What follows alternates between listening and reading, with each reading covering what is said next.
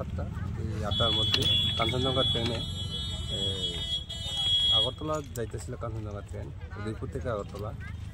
ওই ট্রেনে অনুমান মনে হয় যে একজন মহিলা, দেখতে তো মহিলা কিন্তু এখনও আইডেন্টিফাই হয় নাই, এই রান ওভার হয়েছে।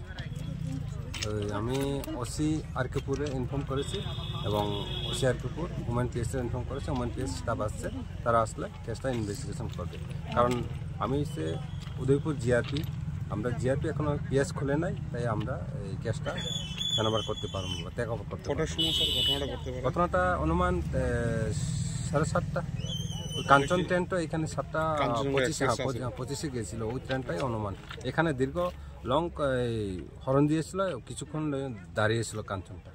তো এরপরে আমার এসএসএ মেমো দিয়েছে, তো আমি এখানে এসেছি, স্পটে এলাম, দেখলাম একদম ডেড বডি, আননোন, এখন পর্যন্ত আইডেন্টিফাই হয় না। রেল চলাচল ব্যবস্থা কি এখন কি টোটালি না, এখন যতক্ষণ পর্যন্ত এই বডিটা ট্রেক থেকে সরানো হবে না ততক্ষণ রেলটা বদ্ধই থাকবে।